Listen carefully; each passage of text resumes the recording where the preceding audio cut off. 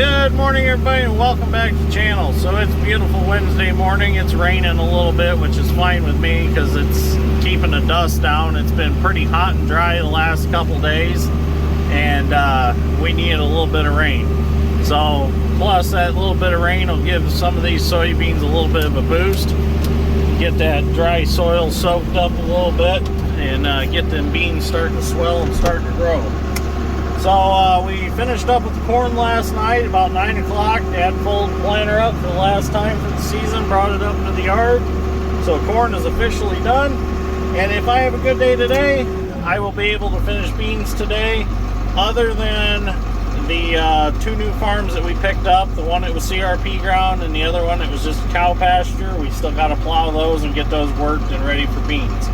So I should be done today, as long as nothing happens. So I shouldn't even have said that. It probably just ruined my chance of getting done today, but we'll see what happens. So let's see how far we can get today and what we can get done, and see what happens along the way.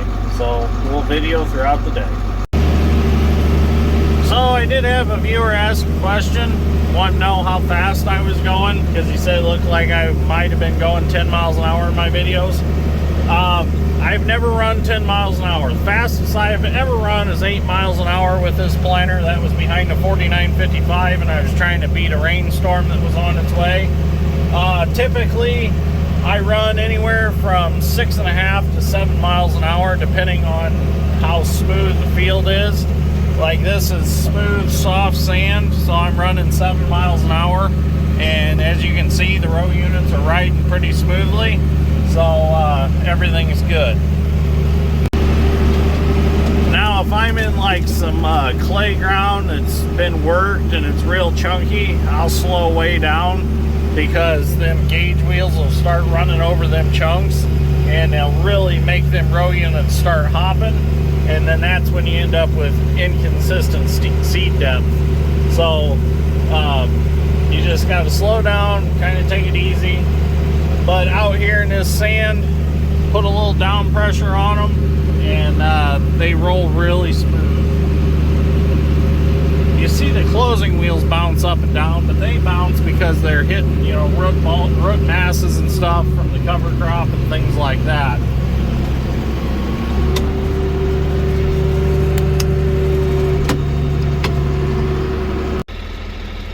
And one other question the viewer had, he wanted to see what these row units look like up close.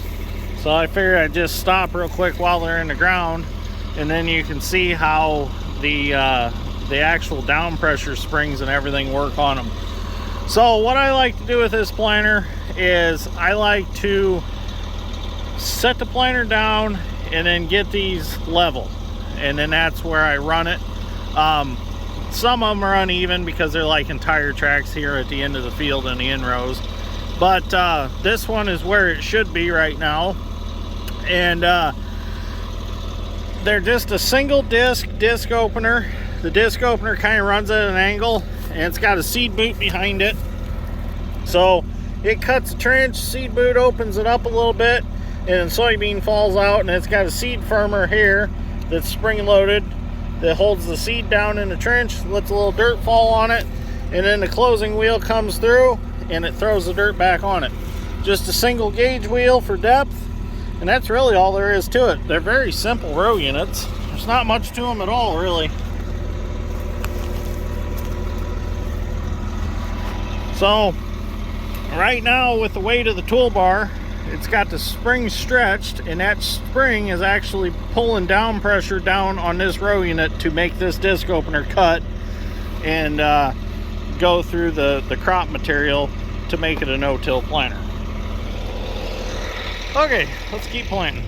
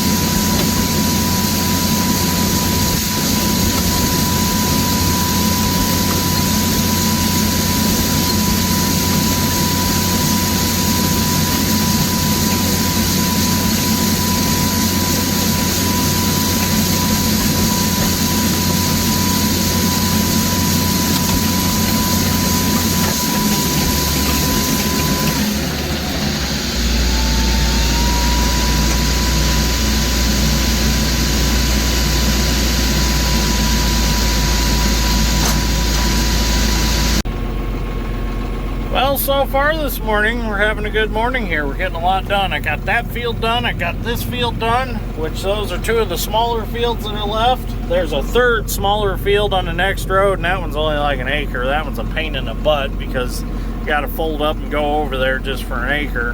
But these are my last two big fields, and I have one medium-sized field left. So these should go fairly quick. There's some pretty long rows with not too many in-rows on them. So I might get over there and get those planted and see what else we can get done today. Well, this big field is almost done. I just have a little more to go back there, and I'm done with this one. We'll jump across the ditch, we'll get that done. And then we'll go do that little acre patch. And then we'll go down to the monkey field and get that one done, and then we're out of here. We're done. Hopefully I have enough beans to finish. We'll see what happens.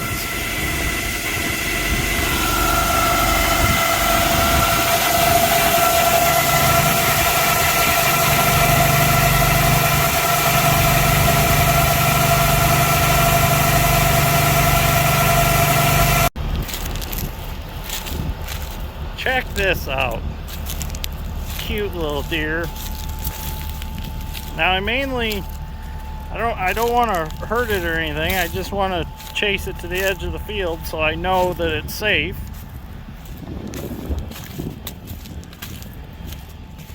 Because its mom's over by the ditch somewhere.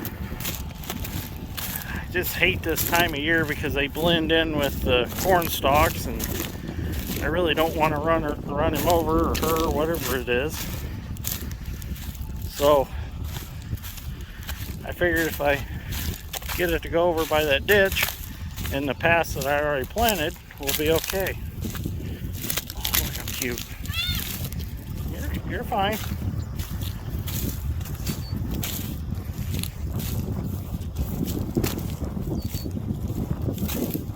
There we go.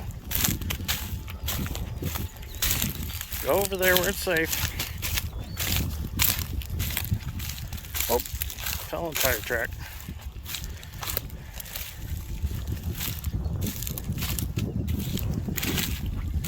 Oh, sorry.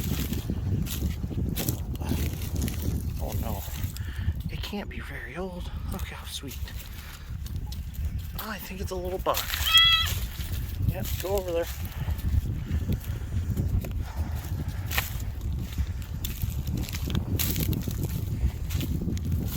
There we go. Now you're safe. There you go. Don't go too far. Oh, it's safe. It's in the grass. Well, this is something that I really did not expect. I mean, we got to the ditch and he popped up and come to me. So I decided, well, I'd pet him. I think it's a little buck. He's got little, it looks like he's going to have antlers here. He can't be real old. Okay, I hope that my scent doesn't bother your mom. I think you'll be okay though. Go roll around. Bye. Thanks for letting me pet you. Now that you're safe on the edge of the field here. See you later. You stay there. I know you're safe. Stay. Don't follow me. So earlier I showed you the planter in the ground. Well, this is the planter out of the ground. And I know a viewer was saying that they couldn't believe how much soil disturbance it makes. Well, that just depends on what soil condition you're in. The harder sand, you're not going to get as much disturbance as you would in the softer sand and muck. And a lot of the disturbance is simply caused by these closing wheels. I mean, they don't look like they're much because they're just flat on the front, but they sure whip a lot of dirt and rough the ground up. And I like them because they even flip out little weeds and stuff that are growing. But you see a little dirt flying off the disc openers because of the angle that they are. But I mean, they're not at that much of an angle, and they're not cupped or anything. They're just straight. But It just depends on soil condition as to how aggressive it really is. It always seems to cut real good, but sometimes it doesn't seem like it disturbs the soil very much at all. But it does get the seed planted. So these are just spring loaded, and the weight of that arm pushing down is enough to break off the side of the seed furrow, and that flips it shut. So really not much to it. Okay, so I got a little time here while I'm pumping some fuel in the tractor. So Pete wanted me to do a walk around video real quick on the seed tender. So it is a J&M EC270. We got this probably 2 years ago, I think now. It came from Beck's. Since we were in the President's Club and we were planting 100% Beck's, we got a deal on the seed tender. So that was one of the things that we got from them. It's kind of your basic seed tender. It's not a super fancy one. It's got just the polyplastic auger in it for handling the beans. The polyplastic seems to be a lot gentler on them than a steel auger. You can also get the conveyor option. I don't know if you can get that one. I think you can get that one on this model of tender. But we just went with the auger because it was cheaper. It does have a full set of scales on it. There's a load cell. There's a load cell underneath the frame of the tender between there and the axle. They're torsion rubber axles. There's load cells there. And then there's a load cell up here in the hitch right there. And then the scale is located here. So it's a little dusty from all the dirt roads, but you can turn it on here, and then it'll tell you there's 2,460 pounds of soybean seed still in the tender right now. So we don't usually use the scale for seed. We mainly use the scale when we're doing yield checks out in the field in the fall to see what stuff yielded. So that's only when we use the scale. It's got a roll tarp on it, which is beautiful. I mean, it is very nice being able to leave all your seed in here and be out in the field. And if there's a storm that pops up, you don't have to worry about it. It's tarped. Everything stays dry. Now this lid right here, I kind of made this contraption out of a piece of an old charcoal grill. My hinge broke off. I just had it tack welded. I wanted to come up with, this was just a prototype. I wanted to come up with something that was like polyplastic. And the reason I put this on here is because when it rains real hard, the rain comes in here if it's a driving rain, and it goes right into the hopper right here for the auger. So that's something you got to watch. If you do get a real heavy rain, you'll want to run some beans through the auger first, just out on the ground, so you're not putting them wet beans in your tender. I have made a mistake of leaving it set for a day or two, and we had a rain, and then I went back to planting, and it had sprouted soybeans in there, and they went in the planter, and that was an absolute mess. I had a hell of a time cleaning it out. I had them stuck in my seed tubes and in the venturis and stuff, and I said never again. So now I'm in a habit of I'll swing the auger to the side of the hopper and just run a little out. So these seed tenders get pretty fancy.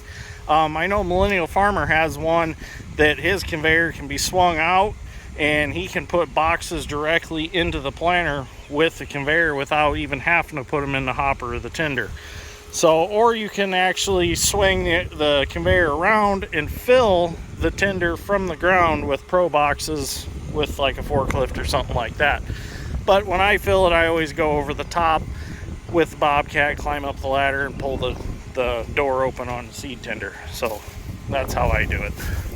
But when I go to like M&R Ag Service, they actually have conveyor set up, and that makes it super nice because then you don't have to lift the box clear up in the air to get it in there. But so that's just a quick little walk around of the seed tender. Nothing fancy, but it has been a great asset to us. I mean, this thing has saved me so much time. I used to handle all these bags or beans in bags, not complaining or anything, but that was a lot of work. You know, I used to plant 500-600 acres of soybeans in bags. That's a lot of bags to handle. Then you got to deal with all the bags and burning them out in the field and worrying about catching woods on fire. Anybody that handles bags knows what I'm talking about. They can be a pain in the butt. But I will say the greatest asset that I have right now in my arsenal of tools is that truck, because I've got almost everything I need except a torch in there. I got to get a torch set figured out for it, but that thing has just been wonderful. I mean, it's worth its weight in gold to have all the tools at my fingertips out in the field, because a man's is only as good as his tools. But that thing's just been great. I should have sat one up like this a long time ago. In fact, I want to build a bigger one because I want to carry even more stuff with me. But this works great for what it is. I mean, I like the idea that I can take it down river levees and stuff like that and get tools exactly where I need them. You start building tool trucks out of big single axle trucks or tandem axle trucks, that's a little much to be taken, you know, out along the river and trying to get it turned around and stuff like that. But this thing has just been great. I mean, the only problem is even the back seat is full of tools.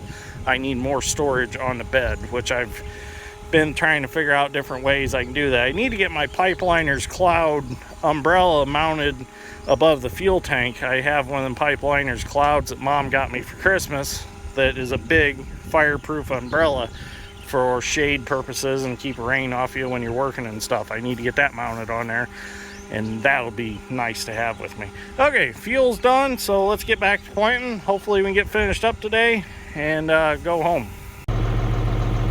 So one other thing we use that seed tender for, and it's handy for, is we put corn in it, and then Dad gets corn out of it in the wintertime for the corn burner in the house. So what he does is he's got a piece of screen wire that he puts on the auger, runs it down to his little wagon, and as the corn runs through, the fines come out through the screen wire, and then he just rolls the wagon up to the garage at the house and backs it in, and he gets it out with buckets and puts it in the corn burner. So he can store enough corn to get through the winter in the seed tender outside or backed in the building, and not have to have a wagon tarped or anything like that. So it works pretty good. It sits in the building anyways, might as well be full. Well, there we go. That's all planted. I'm gonna head over and plant that acre field, and then I'm gonna head over to the monkey field and get that planted. The reason we call it the monkey field is because it's by the Peaceable Primate Monkey Sanctuary. So that's where all the test monkeys go to live out the rest of their life. So I had to get out of the tractor for a few minutes here and cool off a little bit. My air conditioner don't work, and I've been running with the door open, and it's still hot in there. So I gotta get out every once in a while and get a little fresh air and cool off a little bit. Tractors sure get hot when there's no air conditioner in the cab anymore. Gotta get that fixed. That is on the to-do list before I do anything else with this tractor. I'm gonna fix that air conditioner. So we'll get my markers pinned, and we'll head to the next field.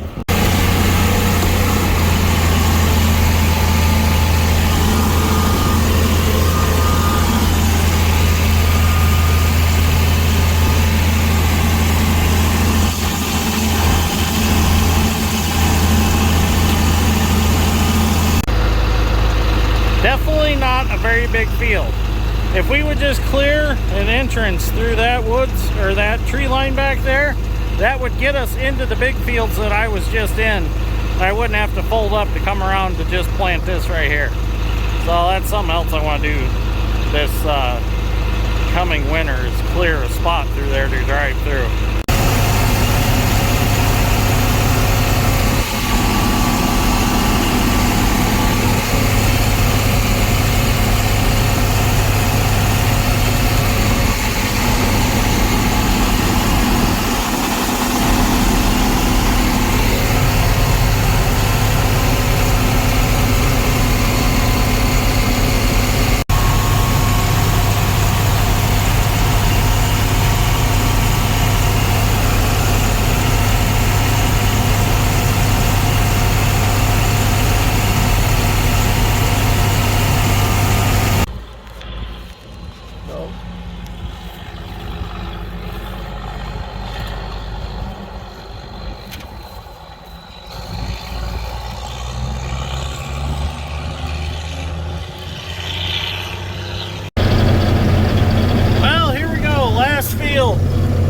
And there's a nasty storm coming. So So I want to get this one done yet tonight. So we are cruising right along. We're probably running about 7.5 miles an hour because I want to get this done. So I can be done with planting beans, all except for, like I said before, the 2 farms that we got to get ready. So, but yeah, there's a pretty bad storm coming, supposedly. So let's see if I can get it done. Well, I think we got lucky and the first storm went around us. It drizzled a little rain, but not enough to stop me. So I'm gonna put some more beans in, and it should be the last fill for tonight. I should be able to get it all done.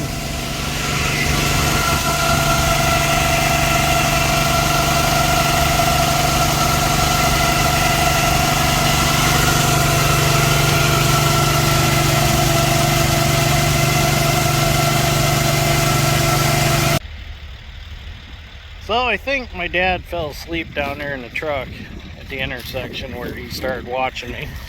He hasn't been feeling too good. He's got a cold. He's either fell asleep in his truck or he's watching the neighbor over there plant corn. I can just see the corn planter at the end of it right there. It's a big corn planter. He's pulling it with a big front wheel assist John Deere with LSW Goodyear tires on it. It's a pretty cool setup. Okay. So I'm going to finish planting and get out of here. Well, there we go. We're all done. So we missed the first storm. The second storm won't be here for a couple hours, so that gives us a good window to get her planted. So it's all done. I'm going to head back to the farm and get my truck, and I'm going to head home. So soybeans are pretty much done for plant 2022, other than, like I said, the new ground that we got to prepare, and just sum up by the buildings where all the tractors are parked right now, since that was kind of our parking lot. And then that's it. So thank you for watching. I greatly appreciate it. Thank you everybody that has been on the channel for as long as I've been on the channel. Thank you for all your questions and comments. Thank you to all the new subscribers. Thank you for your questions and comments. Really enjoyed having you with us for this spring. So stay tuned. Just because we're done planting doesn't mean the excitement's over. There's always something to do. That's why the channel's called Dirt, Grain, and Steel, because it's the dirt's the excavating, the grain's the farming, and the steel's the fabricating mechanical work. So with a name like that, stuff never gets boring. There's always something going on. So anyways, thank you for watching today. If you're wondering, the little baby deer did go back to its mom and they went back to the woods. I didn't get a chance to record it because my phone was like on 5%, and I knew if I started recording it, my phone was gonna die. So for emergency purposes, I saved my battery till I got my phone charger out of my truck, and then I was able to charge later today and get my phone charged back up. But unfortunately, I didn't get the video of the baby deer and its mom. I apologize for that. So anyways, thank you for watching. We'll see you all in the next one. Probably going to start another video tomorrow. We'll see what we get ourselves into. We got some dirt to move. We got them fields to get ready. So we'll see what happens. So anyways, good night, and thank you for watching.